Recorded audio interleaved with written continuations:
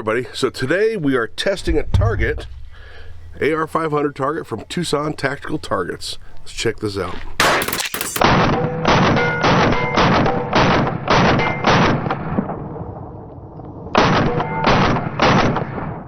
Alright, let's start with the pieces themselves.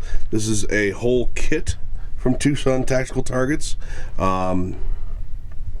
And of course, I'll put a link in the description below, but we're starting with this 3/8 AR-500 octagon. I think this is 10 inches. I don't have my tape measure on me, but I believe this was 10 inches. It might be 12. But the target, a couple of target hangers, the main support bar, the legs, and everything is able to be packed into bags or into some sort of a carrier and be easily portable, taken down, and everything else. Now, as you can see here in the legs, see how they pop in there? There are holes, so if you wanted to drill holes or do something more permanent and bolt it together, you can do that as well, of course. So let's get this thing put together and see how it works. All right, so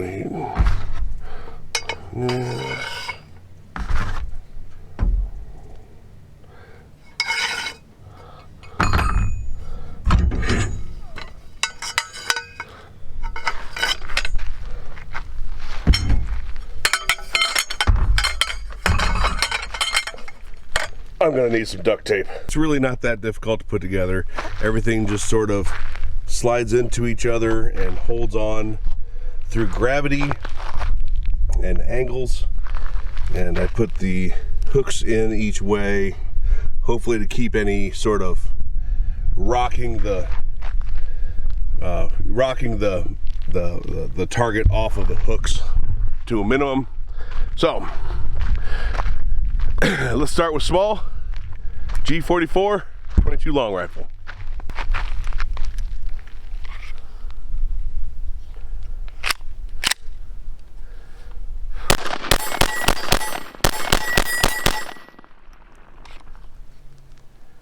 Did I miss the first shot? I think I did. Either way, I don't think we've damaged it. Let's go up a little bit higher. So barrel length equals velocity, and velocity beats armor. I have absolutely no belief that this 22 actually is going to do anything to this. But let's go with the Henry survival rifle. A little bit longer barrel length, and see what that does.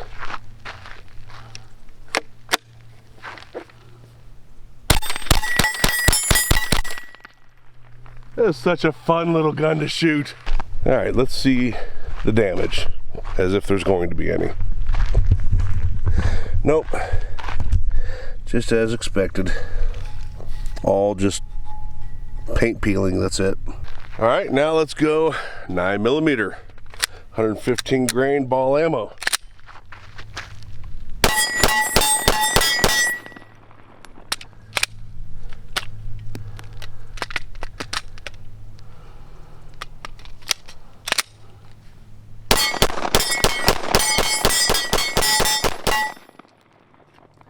Had a malfunction there. Don't know what that was all about. Check that later.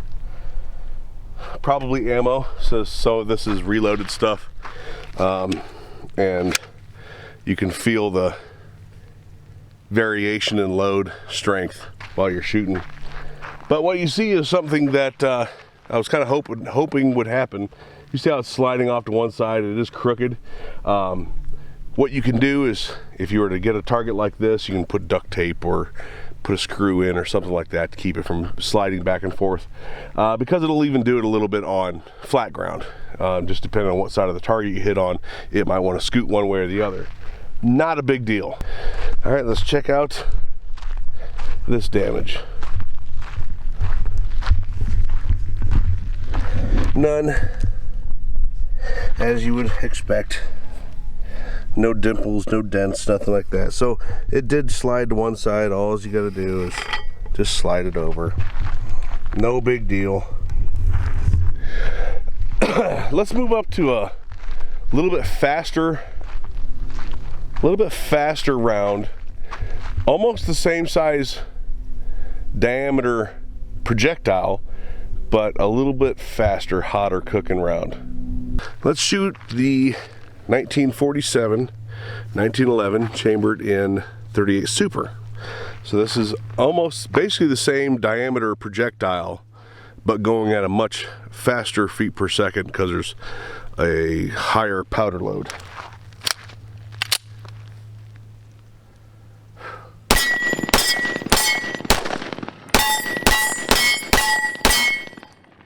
Woo!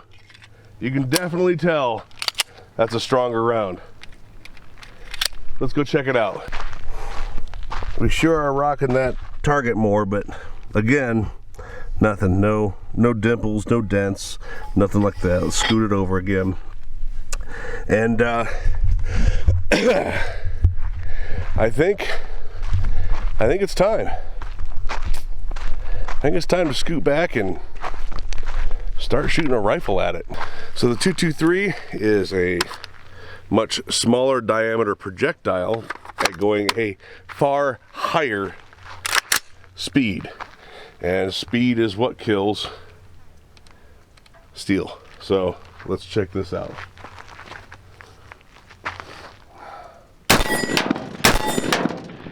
I should not be this close to my truck. Alright, let's check that out. We're going to move so I don't hit my truck with the shells anymore.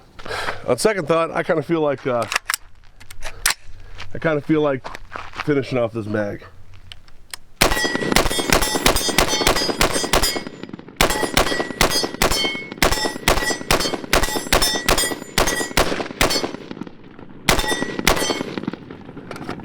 Now let's go check it out. So my guess is, since we were only about 40 yards away, that this left some little tiny craters in it. Speaking of distance away, you should shoot steel at the manufacturer's recommended distance. And in most cases, rifle is out to right around 100 yards. I'm kind of your don't do this at home folks type of person, so I shot it a lot closer. Let's look at this. It is, oh, just the minorest of craters. Like, I can't even catch my fingernail on it. So, but you can see all these really bright, shiny spots are the 223. So let's scoot this thing back over and hit it with something a little bit bigger. All right, so we did 22. We've done 22 in both pistol and rifle. We've done 9mm, 38 Super, 223. Let's do 7.62 by 39 out of this GP75.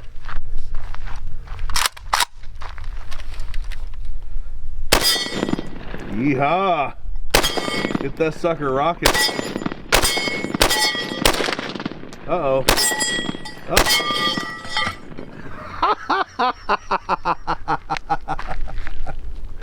Oh, let's go see what kind of damage we've done. Is it dead? No. Okay, so I see what happened. I see what happened. So I just got it rocking enough. To where when it lifted out of the tube. So let me just put this thing back together real quick, and we'll continue our testing. All right, 7.62 by 39 damage of none. Nothing appreciable, at least nothing that is detrimental to the target. So 22, 223, 9mm, 38 Super, 7.62 by 39. Yeehaw! Here you go, Speed Racer. How about 308? All right, we're gonna do 3 shots of 308 out of the Savage Model 11 Hog Hunter.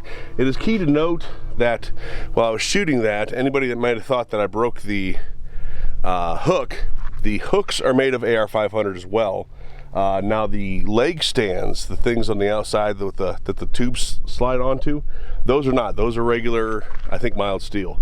But everything that rounds could come in contact with, the hooks and the plate itself, of course, are AR-500. So,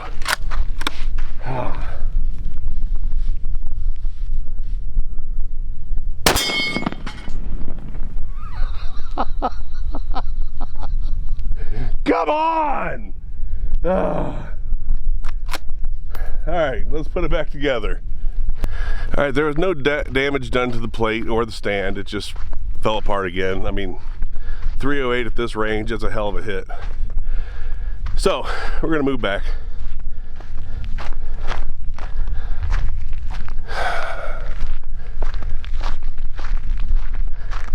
So far, considering the punishment I've put it through,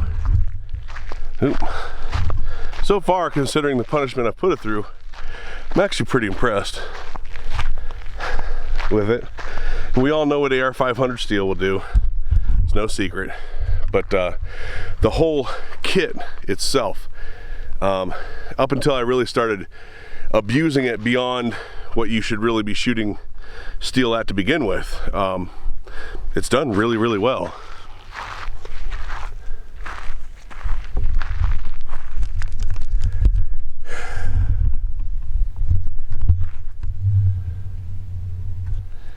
All right, I don't know if you can see that. I'm sure you can. But it's now a black dot. I don't have any orange paint with me, but it's right there. And I am way out here now. Let's give it a couple more with the 308.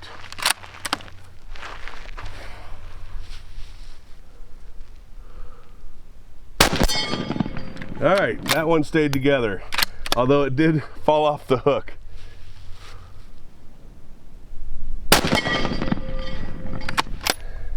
Well, at least it stayed together. I'm at like maybe 70 yards at this point, maybe a little less. All right, well, where can we go from here as far as bigger? How about a 12 gauge with 3-inch 1-ounce slugs. Don't ask me about this optic. I don't even know if it's going to be sighted in right. Some cheap Chinese optic somebody sent me, and it's not great. But I think I know where to hold it. Yep, I know where to hold it. All right, let's try that again. All right, so I just realized that I did not go up there after the 308. I did, but I didn't take my camera. I was getting the shotgun ready. But I'll show it to you now. Well, that sucker just flew apart. Not damaged though. Not damaged. So, here's the plate. Here is the slug right there. It's a little dent, but that one, and I think that one, but a couple of those are the 308, and there's no damage from the 308 either. But that's definitely the slug. Let's set it up and do one more slug. All right, here we go. One more time. Yep, there's one in there. 3-inch Winchester 1-ounce slug. See if I can keep it together. So I have to aim a little to the left. I just don't think it's, you know, just being held together by gravity. This thing packs a hell of a punch. I don't blame it at all. I'd crumble too. Yep, it's just a matter of being too close with too powerful of a weapon. Because nothing's broken, it just kind of fell apart from the shock of it. But here you go, that's that next slug. Quick note, I was getting ready to film the outro to this, and so when you cut tubing with a tubing cutter, one of those that rolls around it, it crimps the end a little bit like this, right? I'm having a little bit of a hard time getting this off. I can get it off, no problem, I know it. But the other end being straight, right?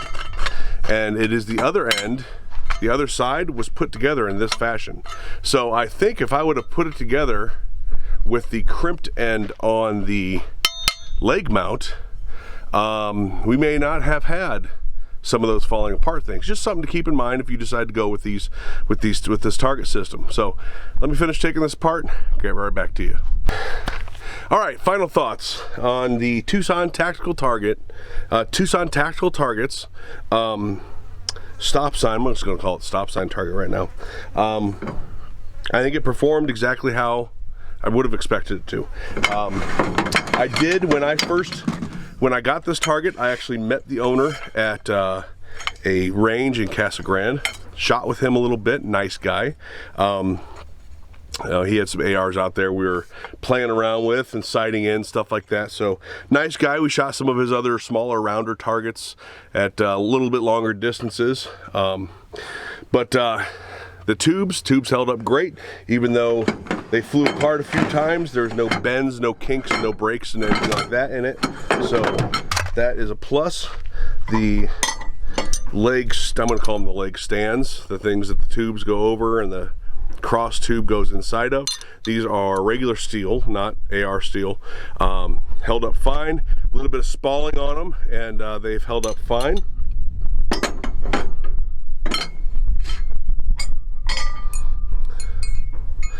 The hooks took a little bit of abuse. You can see a couple dents and missing paint on them, but they held up great. These are AR 500. And then the target itself held up just like any other AR 500, 3/8 thick armored target would hold up. This thing has held up great. And I have many thousands of rounds to go to shoot into this before I could possibly think of having to replace it. So that is Tucson Tactical Targets. I'm going to put a link to their site and social media down below.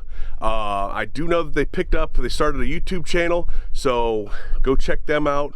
I'm sure they have some content, more content coming, so like, share, and subscribe to them as well. And of course, like, share, subscribe here on my channel. Don't forget to check out all my social media links, my merch store, Amazon store, all that stuff. Until next time, we'll talk to you later.